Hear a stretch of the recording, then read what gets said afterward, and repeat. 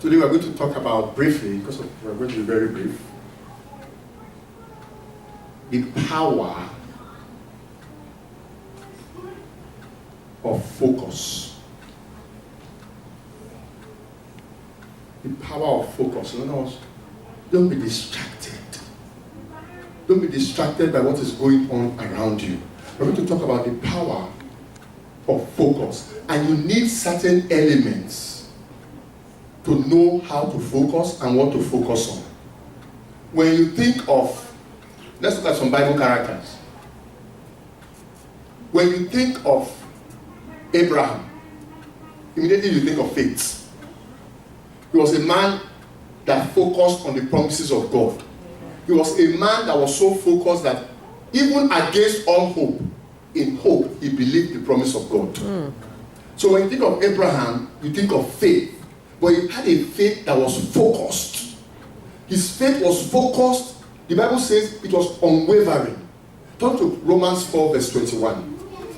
We're just going to talk about the power of focus briefly. The Bible says Abraham's faith was unwavering. He was fully persuaded. Look at it on the screen.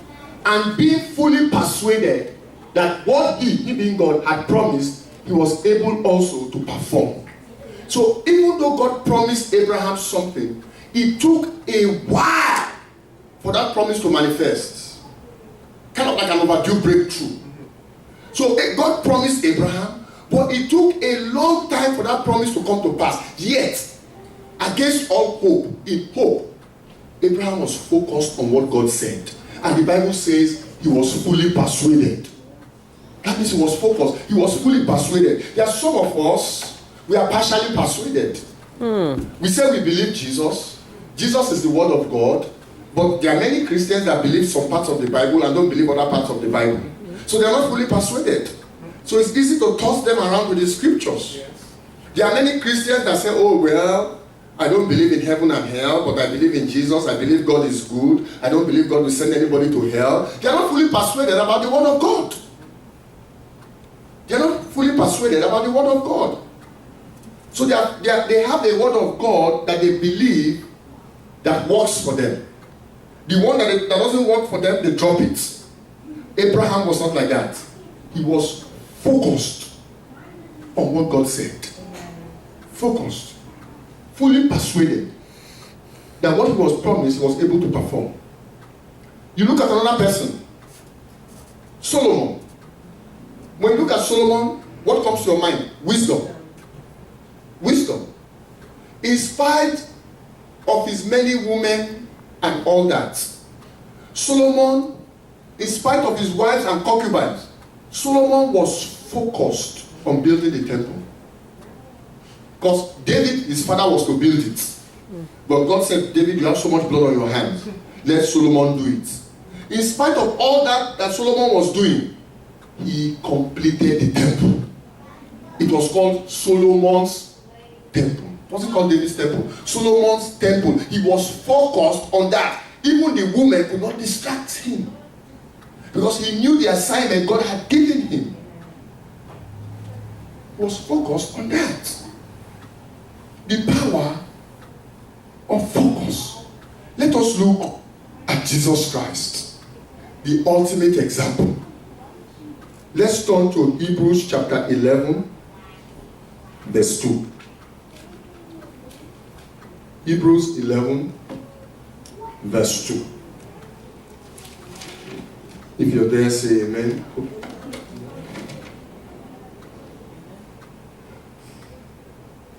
Sorry, Hebrews chapter 12, verse 2. Hebrews chapter 12, verse 2. Hebrews chapter 12, verse 2. Pardon me. It's on the screen.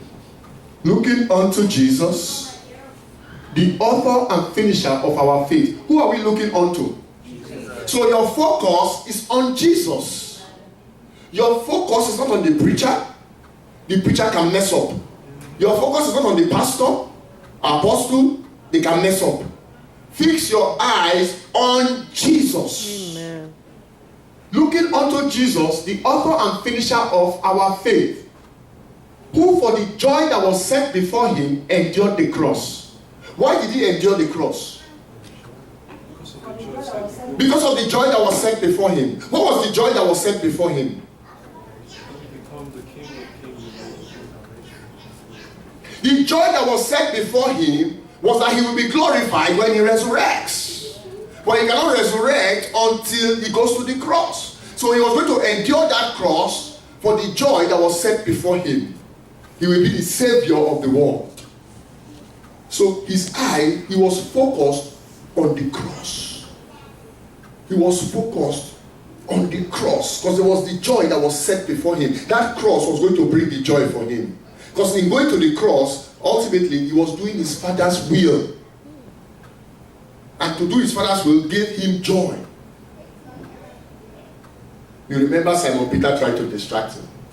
Satan entered Peter and said, "Oh, we won't let you go to the cross. You're such a good man. Why would we let you go to the cross?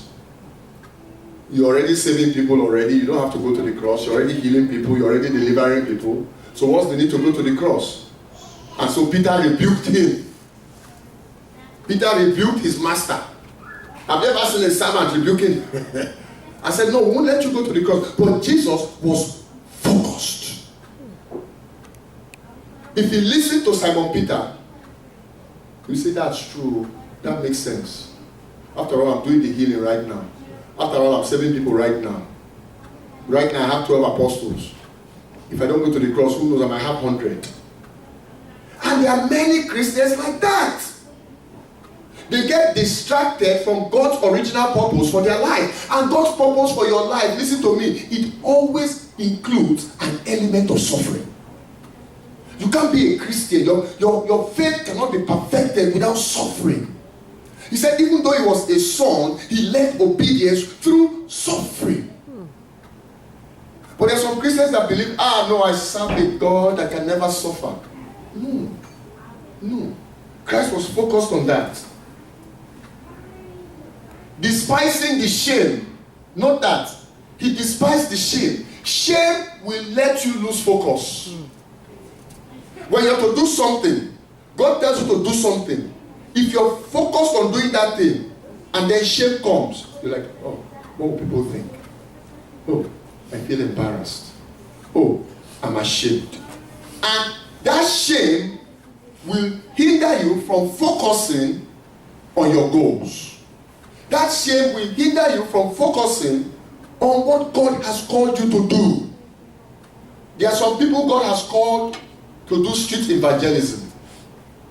And then the demon will put a spirit of shame on them. And they will be embarrassed to give out a tract. So Jesus knew what he had to do. Because he was focused on the joy that was set before him. The cross. He was focused on that. And he knew that to do that, he had to despise the shame. Because it was very shameful.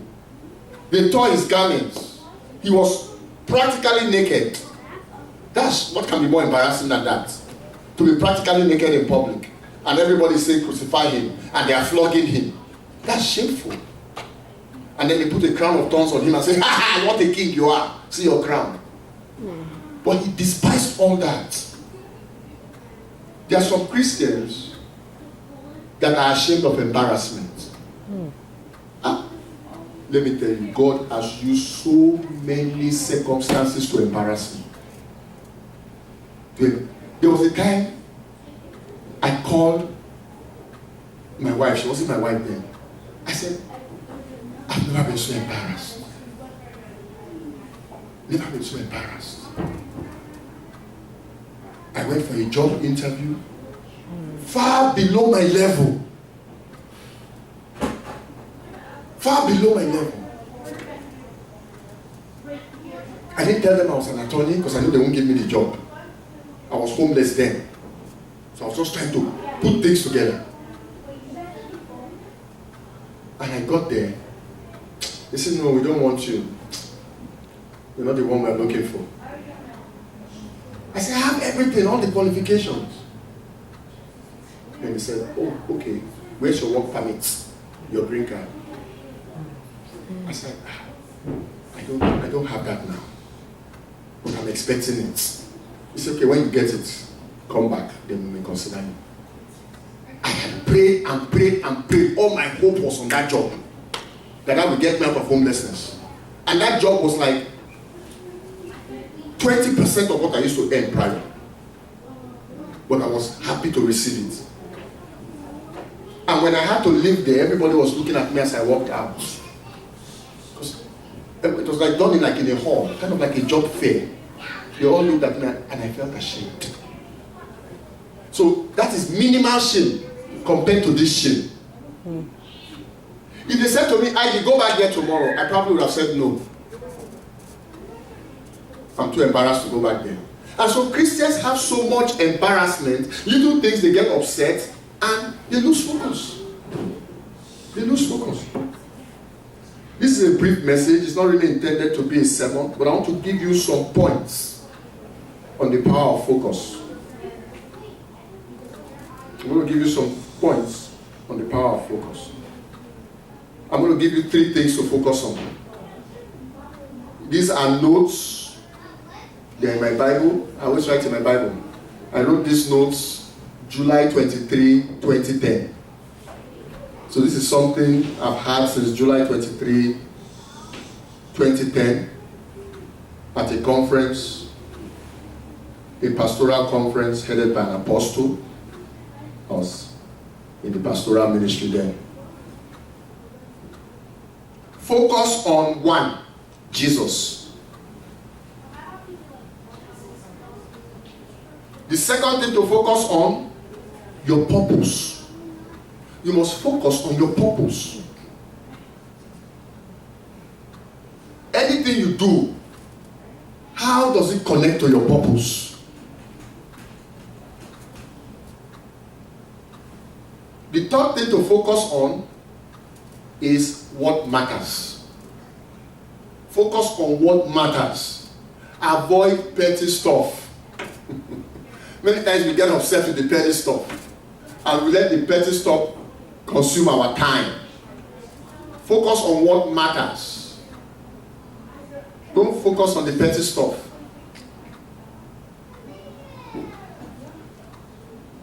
If you noticed, Jesus always dismissed the Pharisees and moved on. He didn't get into like a long debate with them. Just dismiss them. Say, what to you, hypocrites, your snakes, vipers. And he's gone. They want to throw him down a cliff and he's gone. So we must focus on Jesus, our purpose, and what matters. Avoid the petty stuff. Don't focus on your failures. Focus on your victories.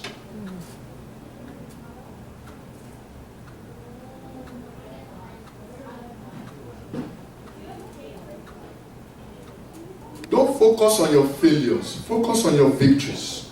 The power of focus. Abraham had failures, but he didn't focus on that. Abraham had shortcomings, but he didn't focus on that. I give you some of his failures, some of his shortcomings. He said to King Abimelech, oh, that's my sister. And then he listened to Sarah to go into his maid. And that's not what God promised him. But still, he was focused. He was still focused on the premise, even though he had messed up.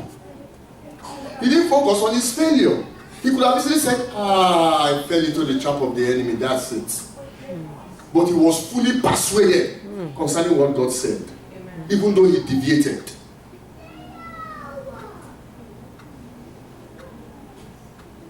Keep your focus off stuff that consume your time. Keep your focus off stuff that consume your time and that lead you away from your vision. These are notes I had down in 2010. It can help you. Keep your focus off stuff that lead you, that consume your time and lead you away from your vision.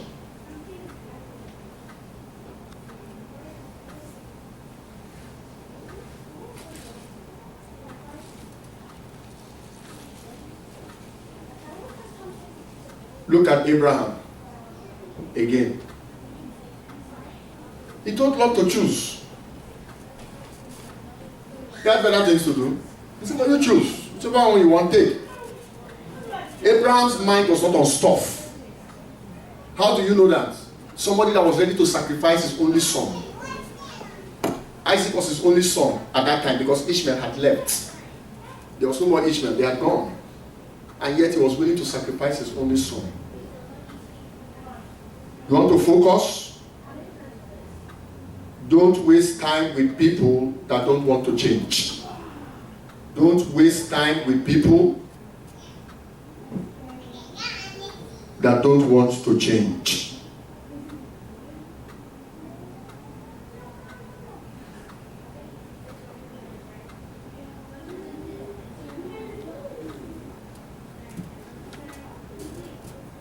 Now, when you're focusing on growing something,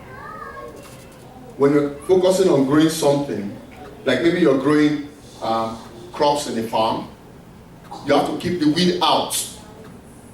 You have to keep the weed out because the weed can distract you. So you must know how to keep the weed out so that you can focus on what you are growing. And many times the weed, I'm talking about symbolically, are people that don't share in your vision. People that don't share in your vision can derail you from your focus. So the next point I want to share with you, and you see that in the life of Samson. Samson lost track of his assignment. He was raised up as a judge for Israel to deliver Israel from the Philistines. But somewhere along the way, he lost track completely. He lost track completely. Samson was a mess, but at the end of his life, he recovered and was able to break down the theater and destroy Philistines, but not all of them. So Samson was raised up as a judge of Israel to destroy the Philistines because the Philistines were like a thorn in their flesh. They were like the weed in the farm I'm talking about. And so if you really want to focus, Samson wasn't focused. And in fact, he let women like Delilah destroy his focus. You want to focus and get to your destination? Don't reveal your whole heart to people you barely know. Don't reveal your whole heart, your entire heart, to people that you barely know. Many Christians are not wise. They just see somebody, the person smiles at them, they are in a gathering, they hit it on because they are from the same, or they both went to school in Florida or something. They begin to open their heart and share everything to that person. That's what Samson did with Delilah. And Delilah threw him off his focus. The first thing they did was they gouged his eyes. That is vision. Once your vision is gone, your focus is gone. Not just physical vision, spiritual vision. Once it is gone, once vision is gone, focus is gone. So don't reveal your entire heart to people you barely know. In similar vein, don't reveal the source of your strength to people you barely know. That was Samson's problem.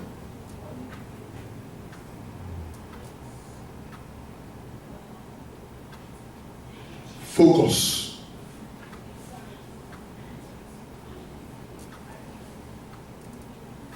If you're called, and I will say this to the pastors in the house,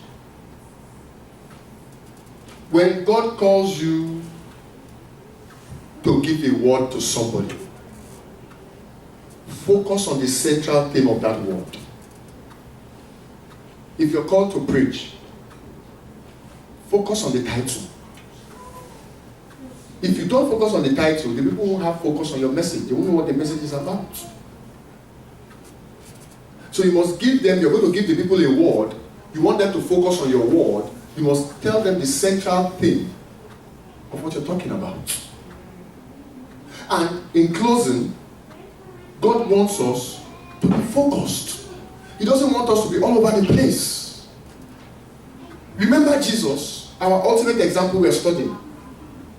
He said, I was only sent to the lost sheep of Israel. I wasn't sent to everybody. My apostles, my disciples will do the rest. I will send them, I will give them a great commission. But me, I was sent to the children of Israel, the Lordship of Israel. That's what he was focused on. He wasn't all over the place. So you must know your calling, your purpose, and then focus on that. And then focus on that. And the degree of your focus will determine the level of your success. It will. It will.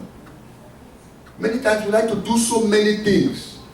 I know Christians that start one project, they've not even finished it, they're starting another. One project starts, it fails, they start another, start, it fails, start, fail. No, they're not focused. Oh, today I want to be a hairdresser. No, now I think the Lord is calling me to open up a bookshop. No, I think the Lord wants me to open up a restaurant. And they've done all these things because they don't know their purpose. They're just doing a guessing game. Go to the Lord. Ask him what your purpose is. You know your purpose, stick to it and focus on it. There will be failures. Abraham experienced failures. Setbacks. So did Solomon. There will be failures. There will be betrayals. Jesus was betrayed. But still, he was focused on his purpose, the cross. So we can't say because of failure and betrayals and what people did, we derail of our purpose. We must be focused. We must be fully persuaded. Amen. You know what it is to be fully persuaded? I remember when I was working in a garage as a garage boy, working under the table. And this Jehovah's Witness came and was trying to bamboozle me with his scriptures. He didn't know who he was talking to. And I began to share Christ with him. And he knew, he said, oh, he will have to come back. Is it okay if he comes back with his leader? I said, you can come back with your whole church. You don't bother me. Because why? I'm already fully persuaded that Jesus is Lord. I'm fully persuaded. So Jesus is my focus. If you like, bring 1 million Jehovah's Witnesses, it doesn't change my mind. That's the power of focus. That's the power of being fully persuaded. But if you're not fully persuaded, Mormons can come to you and say, this is the Book of Mormons, and it has higher authority than the Bible, and they begin to show you things in the Book of Mormons, and because you're not fully persuaded, the next day you become a Mormon. No focus. But if you're focused on Christ, you won't buy their story. May God give us the maturity to be focused on our purpose. Many times, in certain instances, not all instances, in fact, in a narrow window of instances, many people have not seen the manifestation of their overdue breakthrough because they're not focused.